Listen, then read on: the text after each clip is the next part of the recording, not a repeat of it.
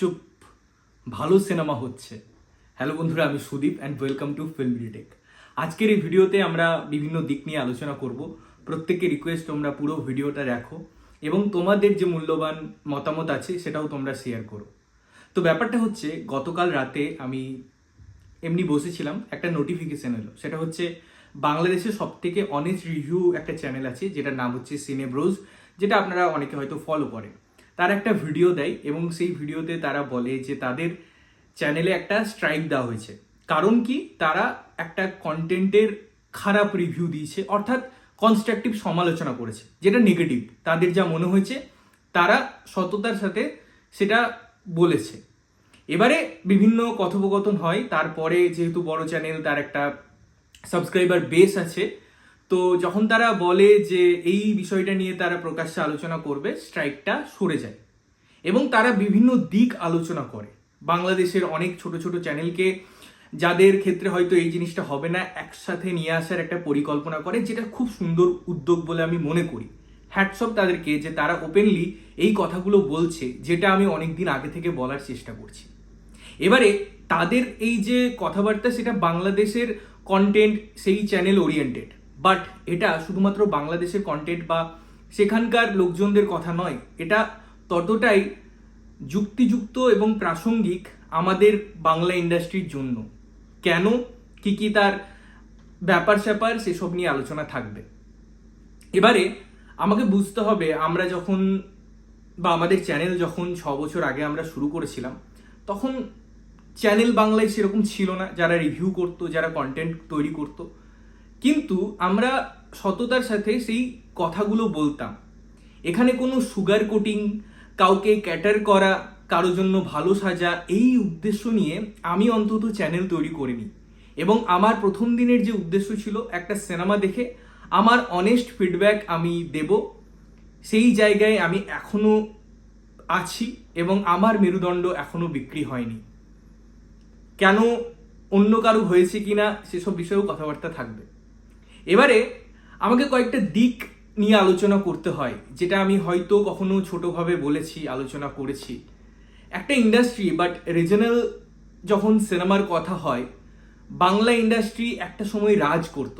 আমরা বাংলা সিনেমা স্বর্ণযুগ নিয়ে কথা বলি, বাট এখন যা অবস্থা, সেখানে বাংলা সিনেমা পিছিয়ে গেছে। বাট পিছিয়ে যায়নি, একদম দেওয়ালে পিঠ ঠেকে গেছে। যেখানে ভালো সিনেমা প্রডিউস হওয়া তো দূরের কথা, নতুন প্রডিউসার আসছে না। একদম দেওয়ালে পিঠ ঠেকে যাওয়ার সময় সিনেমা দেখানোর যে খরচ, সেটা নিয়ে যারা দায়িত্বে আছেন তারা ভেবেছেন, রেট কমিয়েছেন, সিনেমা দেখানোর খরচ কমেছে, যেটা একটা খুব ভালো উদ্যোগ বলে আমি মনে করি, যেটার এক্সিকিউশন আমার মনে হয় আরও আগে হওয়া উচিত ছিল। তাহলে পরে হয়তো অনেক নতুন প্রডিউসার আসতো। এখনো সবটা হয়নি, কিছু কিছু জায়গা থেকে যেগুলো ডিস্ট্রিবিউটার আছে তারা করেছেন, অনেক ডিস্ট্রিবিউটার হওয়া বাকি আছে, বাট আমার মনে হয় সেটাও খুব তাড়াতাড়ি হয়ে যাবে, যেটা একটা ভালো উদ্যোগ। তাই আমি মনে হয় প্রথমে এটা বললাম। এবারে আমরা যখন একটা সিনেমা নিয়ে কথা বলি, একটা সিনেমার সমালোচনা করি, আমি বুঝতে হবে বা আমাকে বোঝাতে হবে যে আমি ওই সিনেমাটা, অর্থাৎ কন্টেন্টটা নিয়ে কথা বলছি। সেই সিনেমার সাথে যারা যুক্ত, কাস্ট অ্যান্ড ক্রুজ, তাদের পার্সোনালি আমরা অ্যাটাক করছি না, বা তাদের পার্সোনালি আমি হয়তো অনেককে চিনিও না, তো পার্সোনালি অ্যাটাকের প্রশ্নই আসছে না। সেই কন্টেন্টের বেসিসে তার অভিনয় নিয়ে, সেই ক্রুয়ের কাজ নিয়ে, এগুলো নিয়ে আমি কথাবার্তা বলবো এবং এটা যে কেউ বলতে পারে। এবারে কথা হচ্ছে, আজকে সাপোজ আমি সুগার কোটিং করে কথাবার্তা বলতাম, একটা কন্টেন্টের কিছু হয়তো মানে যেটা খুঁত বললে কেউ কিছু মনে করবে না, সেই খুঁতগুলো দেখিয়ে পরে ওভারঅল সিনেমাটাকে একটা গুড ম্যানারে প্রেজেন্ট করতাম। এটা করলে কিন্তু আমার জন্য সব দিক থেকে একটা উইন উইন সিচুয়েশন থাকতো।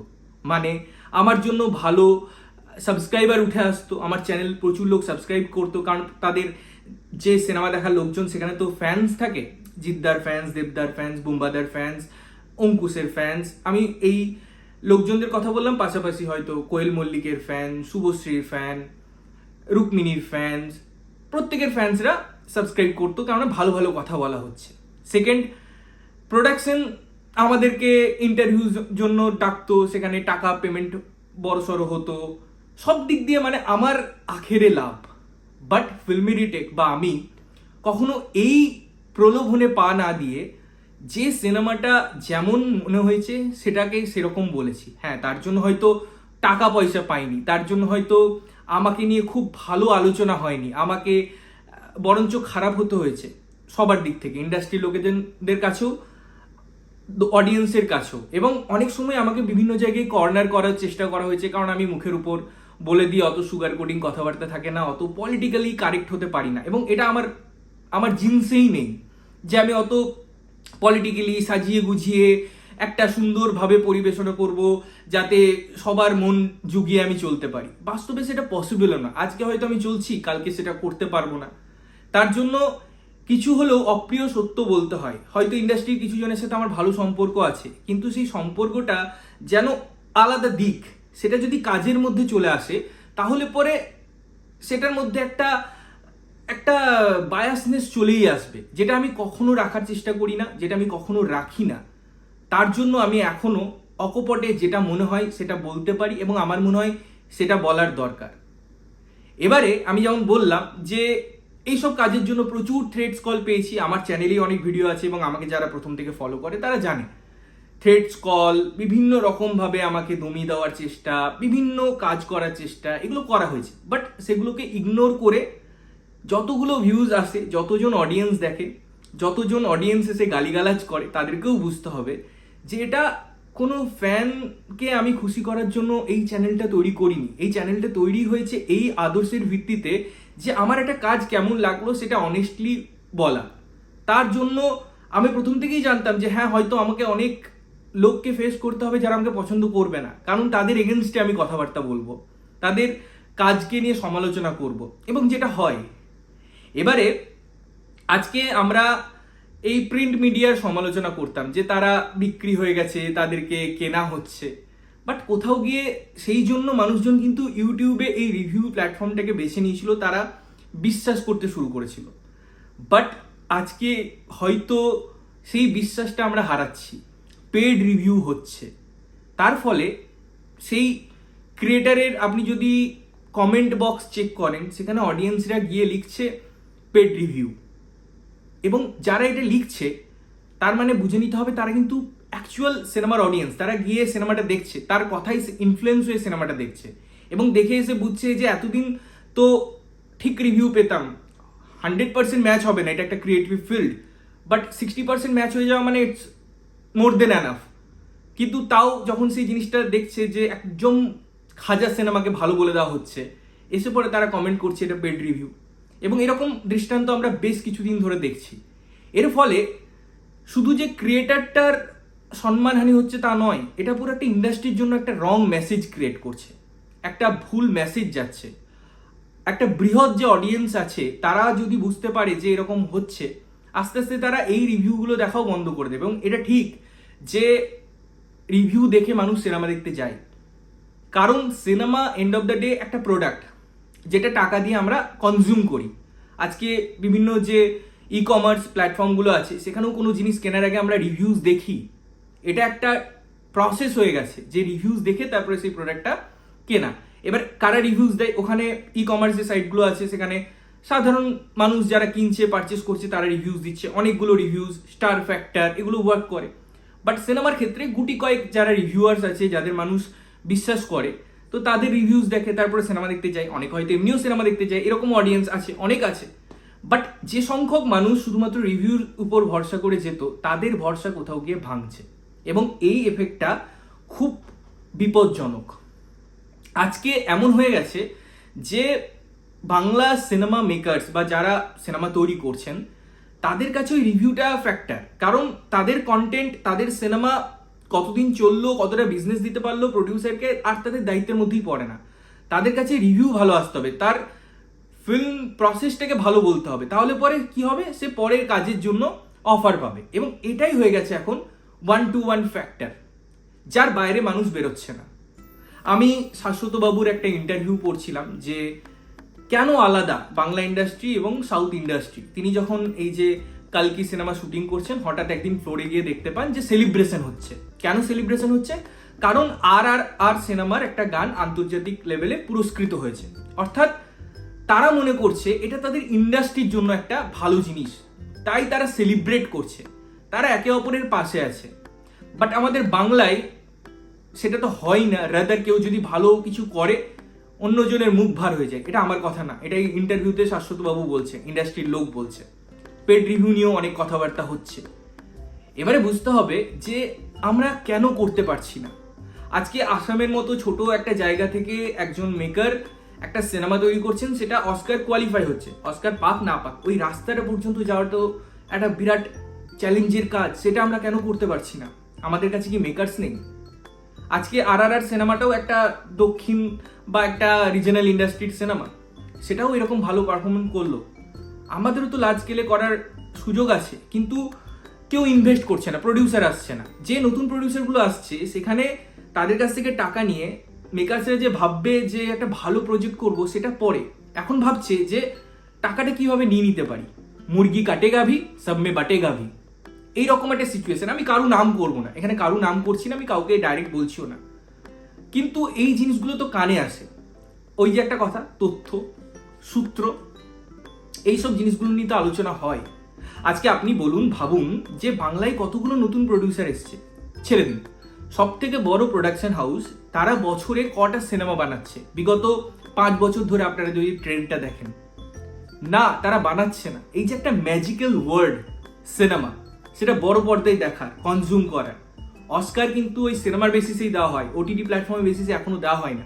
কিন্তু সেই বড় প্রোডাকশন হাউসের মাসে হয়তো 2-3টে আপনারা কন্টেন্ট দেখতে পেয়ে যাবেন ওটিটিতে, কিন্তু সিনেমা যখন বানানোর কথা আসছে, যখন সিনেমা তৈরির কথা আসছে, বছরে কটা সিনেমা আসছে, এবং যেগুলো বা আসছে সেগুলো কতটা সাকসেস আপনাদের বুঝতে হবে। আপনি যদি দেখেন যে নতুন ডিরেক্টর, নতুন অভিনেতা, নতুন ফেস কোথায় আসছে, বা যদিও 2-4টে আমি নাম বলি যারা ভালো কাজ করে, যারা পোটেন্সিয়াল ডিরেক্টর, লাইক দেবালয় ভট্টাচার্য, লাইক অভিরূপ দা, সায়ন্তন ঘোষাল, এই নামগুলো আপনারা যদি দেখেন, সায়ন্তন দা তাও 2-একটা প্রোডাকশনের সাথে কাজ করে। কিছু কিছু পরিচালকদের বেঁধে দেওয়া হচ্ছে একটা প্রোডাকশনের মধ্যে, তারা বাইরে সেরকম অর্থে কাজ করছে না। এদের মধ্যে হিউজ পোটেন্সিয়াল আছে, এরা ভালো পরিচালক, এদের কাছে যদি সেই রিসোর্সেসগুলো দেওয়া হয়, সেই স্বাধীনতাটা দেওয়া হয়, তারা দারুণ দারুণ কাজ উপহার দিতে পারে। এবং আমি এই 3জনের নাম বললাম, মানে এই 3জন না, আরো অনেকজন কিন্তু এরকম আছেন যাদের মধ্যে এই পোটেন্সিয়ালগুলো আছে, কিন্তু তাদের কাজ আমরা দেখতে পাচ্ছি না। সৌকর্য ঘোষাল, সে অন্যান্য সিনেমা বানাচ্ছে, অন্য ধরনের সিনেমা বানাচ্ছে, এরকম অনেক পরিচালক আছে। আজকে অনিন্দদার কথা যদি বলি, আমি পরিচালক আর সিনেমা বানাচ্ছেন না, কিন্তু যে কটা বানিয়েছেন দেখবেন রিমার্কেবল সিনেমা, তাদেরকে সুযোগ দেওয়া হচ্ছে না। আজকে যেমন বললাম, আমি আমার ইন্টারভিউতে রুক্মিণী দি বলছিলেন, যেটা আমি বোমের আগের ইন্টারভিউর সময় করছিলাম, যে বাংলায় আমরা কাজ করে যে কোনো ইন্ডাস্ট্রিকে পাল্লা দিতে পারি, কেননা আমাদের ওই টাইমের মধ্যে ক্যারেক্টার সুইচ করতে হচ্ছে, দুটো মেকআপ করতে হচ্ছে, আমরা গিয়ে কাজ করে নিতে পারছি, এবং আমাদের পরিশ্রমটা, আমাদের এই সুইচ ওভারটা আমার বাংলাতে আর ছাড়া আর কেউ করতে পারবে না। শুনতে খুব ভালো লাগে, সত্যি সাবাসি দেওয়ার মতো, তারা করছেন, এটা একটা হিউজ অ্যাপ্রিসিয়েশনের দাবি রাখে। কিন্তু আমার কোশ্চেন হচ্ছে, এটা কেন করতে হবে? আমাদের কাছে কি সেই ইনফ্রাস্ট্রাকচারটা নেই? আমাদের কাছে কি সেই বাজেটটা নেই? আমাদের কাছে কি সেই মোমেন্টামটা নেই, যেখানে একটা অ্যাক্টরকে নিয়ে আমি 20 দিনের একটা প্রসেস করতে পারি, একটা ওয়ার্কশপ করতে পারি, তাদেরকে একটা ক্যারেক্টার দিয়ে, আমি মানছি বাজেট আছে, বাজেটের ইস্যু আছে, কিন্তু সেই বাজেটটাও প্রডিউসার তখনই ঢালবে যখন সেই সিকিউরিটিটা পাবে যে আমরা এটা রিকভার করতে পারবো বক্স অফিস থেকে। কিন্তু তারা পাচ্ছে না, এখানে কাদের দোষ? এবারে যদি বলা হয় অডিয়েন্স দেখতে যাচ্ছে না, অডিয়েন্স দেখতে যাচ্ছে না কেন? সেই অডিয়েন্সরাই পশ্চিমবঙ্গে হিন্দি সিনেমা কনজিউম করছে, সেই অডিয়েন্সরাই পশ্চিমবঙ্গে তামিল, তেলেগু, যে কোনো ল্যাঙ্গুয়েজের সিনেমা আসছে কনজিউম করছে। তারা এখন কেন করছে না? কারণ বছরের পর বছর তাদেরকে ডিপ্রাইভ করা হয়েছে, তাদেরকে সিরিয়াল দেখানো হয়েছে বড় পর্দায়, এবং তারা সিরিয়ালের অডিয়েন্স নয়, তারা সিনেমার অডিয়েন্স। তাদেরকে সিনেমা দেখানো না হলে তারা কেন সিনেমা হল মুখ হবে? আজকে একটা সিনেমার সাকসেস পার্টি হোক, বা একটা সিনেমার পুরো জার্নি হোক, পুরো প্রসেস হোক, সেখানে যারা সিনেমা নিয়ে কথা বলে, যারা সিনেমা নিয়ে আলোচনা করে, লাইক আমরা যারা রিভিউ করি, শুধুমাত্র একটা সিনেমা রিভিউ তো করি না, একটা সিনেমার ফার্স্ট পোস্টার যখন আসছে, ফার্স্ট টিজার যখন আসছে, ট্রেলার যখন আসছে, বিভিন্ন ইনপুট গান যেগুলো আসছে সেগুলো নিয়ে ক্রমশ কথা বলি।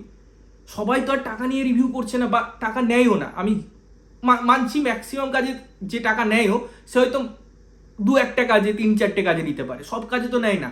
বা রিভিউর জন্য নিল, একটা প্রমোশনের জন্য নিল। এবং আবারও বলে দিচ্ছি আমি যে প্রমোশনে টাকা নেওয়ার আমি কখনোই বিপক্ষে নই, সেটা নিতেই পারে, কেননা সে তার এফোর্ট দিচ্ছে, তার জন্য আমার কোনো অবজেকশন নেই। এবারে বুঝতে হবে যে কথা আমি বলছিলাম যে একটা সিনেমা নিয়ে এত আলোচনা করছি, কোনো চ্যানেলে 200টা ভিউজ, কোনো চ্যানেলে 20,000 ভিউজ, কোনো চ্যানেলে 3,000 ভিউজ। আলটিমেটলি সিনেমার প্রমোশন তো হচ্ছে। সুতরাং যেটা আগে মানুষকে টাকা দিয়ে প্রমোট করতে হতো সেই জিনিসটা ফ্রি অফ কস্ট প্রমোট হয়ে যাচ্ছে এতগুলো চ্যানেলের দ্বারা।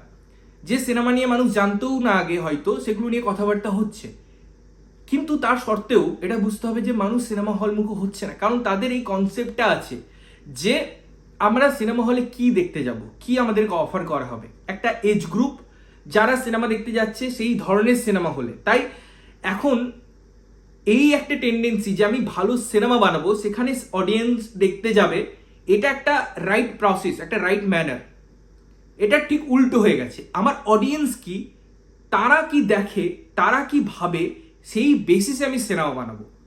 এটা তো অ্যাকচুয়াল ফর্মেট হওয়া উচিত না, যেটা বাংলা ইন্ডাস্ট্রিতে দীর্ঘদিন ধরে হচ্ছে। এবং তারপরেও আপনি যদি বলেন তাদের ক্রাফট ভালো করার জন্য যে সিনেমাটা ভালো হয়নি, আপনার প্রয়োগ, আপনার বলার ধরন সেটা ডিফার হতেই পারে, সেটা ডিফারেন্ট হতে পারে। কেউ ভালো করে সুগার কোটিং করে সুন্দরভাবে বলে, কেউ হয়তো ডাইরেক্ট বলে, কিন্তু আলটিমেটলি সবাই চায় যে আপনার প্রোডাক্ট ভালো হোক, আপনি ভালো সিনেমা তৈরি করুন। কিন্তু যদি সেটা বলে দেওয়া হচ্ছে তখন তারা রেগে যাচ্ছেন, তারা বিভিন্নভাবে আমাদের দমানোর চেষ্টা করছেন। আমাদের এখানেও কয়েকটা চ্যানেলকে একটা ওটিটি প্ল্যাটফর্ম কিছুদিন আগেই স্ট্রাইক দিয়েছিল, সেটার এগেনস্টে অনেক ইউটিউবার কথা বলে এবং পরে সেই স্ট্রাইকগুলো সরে যায়। আবারও সেখানে ফ্যাক্টর যেটা সিনেব্রোস বলেছে, যেটা খুব ইম্পর্টেন্ট, যে বড় চ্যানেলগুলো থেকে কিন্তু সরে। অনেকগুলো ছোট চ্যানেল ছিল বা আছে যাদের কাছ থেকে কিন্তু স্ট্রাইকগুলো সরানো হয়নি, আজও সরানো হয়নি। সুতরাং বুঝতে হবে যে শুধুমাত্র নাম্বারস এটাই যদি ফ্যাক্টর হয়, যে কারো ইনস্টাগ্রামে কতগুলো ফলোয়ার্স আছে সেই দেখে আমি কাস্টিং করে নিচ্ছি সিনেমায় সিরিয়ালে, বা কোন চ্যানেলে কতগুলো সাবস্ক্রাইবার আছে তার বেসিসে আমি তাকে স্ট্রাইক মারবো, তাকে স্ট্রাইক মারবো না। অডিয়েন্সরাও এর জন্য আমি বলছি কথা, বিকজ এই যে এসে পরে গালি দিয়ে দেন বা 4টে কথা শুনিয়ে দেন, এটাতে কোনো লাভ হয় না। আমরা অভ্যস্ত হয়ে গেছি, কারণ আমরা জানি যে সিনেমার খারাপ রিভিউ দিলেই এসে গালিগালাজ করবেন। কিন্তু তার ফলে আমরা যদি আমাদের মেরুদণ্ড বিক্রি করে দিই, যে প্রাইমারি অবজেক্টিভ নিয়ে আমরা চ্যানেল তৈরি করেছিলাম, যে একটা সততার সাথে একটা চ্যানেল খুলবো, সেখানে আমরা সিনেমা নিয়ে কথা বলবো এবং সিনেমার ভালো দিক মন্দ দিক এইসব বিষয়ে আলোচনা করবো, সেটাই গিয়ে কোথাও কম্প্রোমাইজড আজকে কেন হবে? এবং এর ফলে আমি তো দেখতে পাচ্ছি না যে ইন্ডাস্ট্রি কিছু ভালো হচ্ছে। রাদার আমার মনে হয় যে এক্সাম্পলগুলো আমরা যখন দেখতে পাই, যেখানে সমস্ত স্টারেরা একসাথে যাচ্ছে কোনো প্রিমিয়ারে, একে অপরের সাথে আলোচনা করছে, এই জিনিসগুলো নিয়ে এত হাইলাইট কেন হয়? এই জিনিসগুলো এত সুন্দরভাবে দেখানো কেন হয়? এগুলো তো কোনো বিশাল কিছু জিনিস নয়, রাদার এরকম নর্মালি হওয়া উচিত।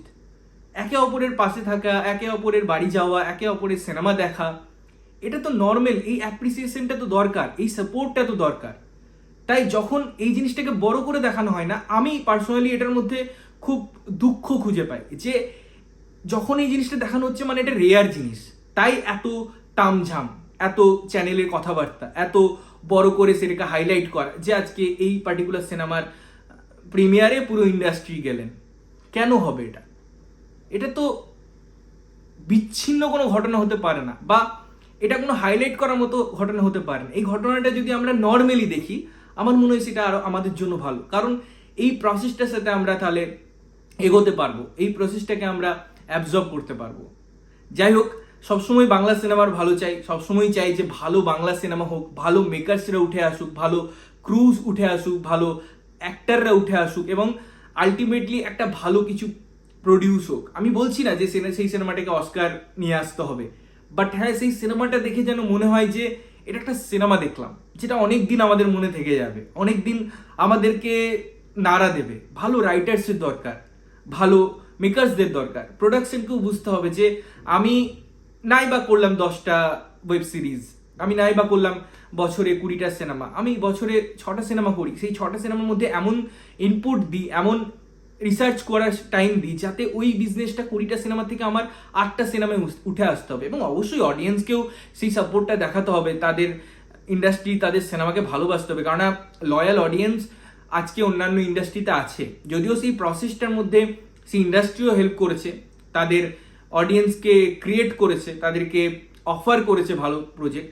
আমার মনে হয় এই জিনিসগুলো হওয়া দরকার। এবং বেকার আমার মনে হয় আমাদেরকে শত্রু না ভেবে বা এরকম না ভেবে যে আমরা কাউকে পার্সোনাল অ্যাটাক করছি, আমি তো তাকে হেট করি, এরকম কোনো ব্যাপার নেই। বিশ্বাস করুন, আমি ওপেন আজকে বললাম, সেই মানুষটার হয়তো আমি অনেক বড় ফ্যান, কিন্তু বছরের পর বছর যখন দেখা হয় যে বা দেখতে পাই যে তার সিনেমা ওয়ার্ক করছে না, কিন্তু তার ইন্টারভিউ যখন দেখি এত সেলফ কনফিডেন্স, এত সে কথা বলে তার কাজ নিয়ে, আমার কোথাও গিয়ে মনে হয় এই কথাগুলো এখানে না বলে সেই কাজটা তো করা উচিত।